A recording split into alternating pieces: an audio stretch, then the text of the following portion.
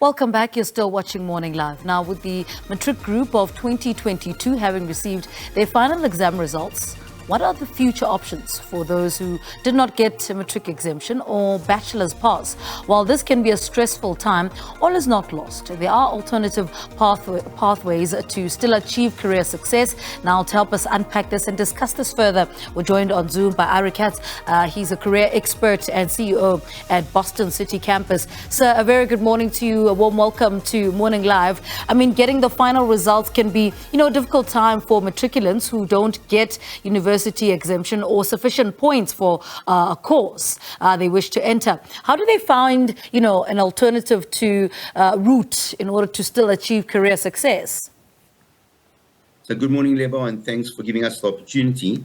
I think the most important thing, irrespective of whether you have got a matric exemption or you don't have a matric exemption, the most important thing is to seek career advice.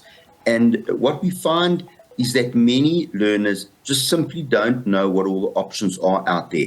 So the first step that I would recommend to any learner is to actually do what we call career exploration.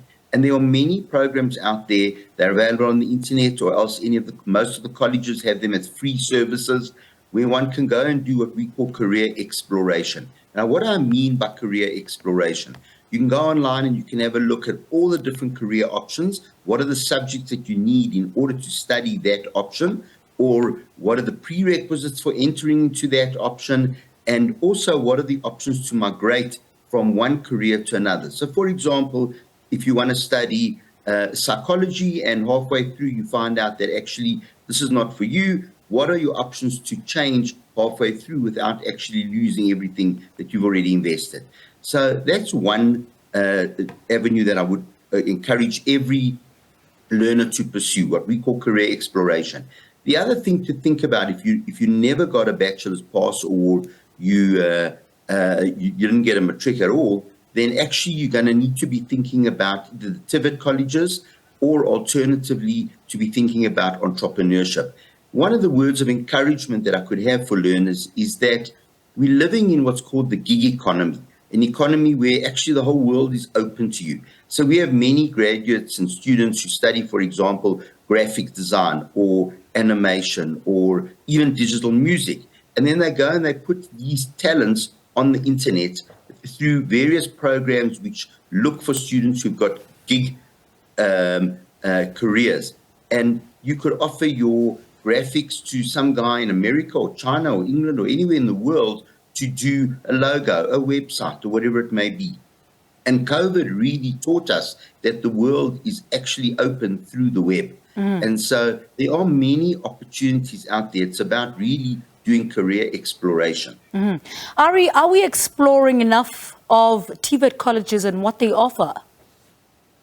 Yeah, so there are many options. You mentioned about for example, those who do not get a bachelor's pass. Now, that obviously is not the only pass out there. As we know, the matric certificate has various endorsements on it. So one may, for example, have a higher certificate endorsement or a diploma endorsement, but you ultimately want to do a bachelor's. So one of the options, for example, that we recommend to students often is that you take your higher certificate. If you do a one-year higher certificate, you can use that as an entry into a bachelor's degree. So you don't necessarily have to have had a bachelor's to ultimately do a bachelor's. Yes, it might take you an extra year, but it may be worth investing that year. In fact, I would definitely say it's worth investing. And the reason I say it, we live in a country with massive unemployment.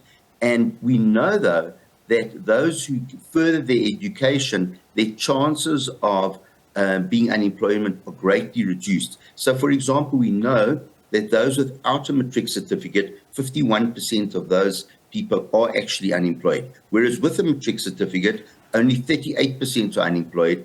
And with a tertiary education, it's 7% that are unemployed. So it is worth investing in other options. If you never got the bachelor's, what I do to actually further my studies. And as you mentioned, it could either be through a TVET college, or it could be through doing a higher certificate, then a diploma, then a degree, whichever option it is. But investigate and do career exploration. That's the key. And, that's a crucial bit in that career exploration, because you find a lot of kids then go into university, they get into a course, but they don't know that there are many job options or career options with that. How do we stop that from happening? Where do we start having these conversations with our children before they make these career choices?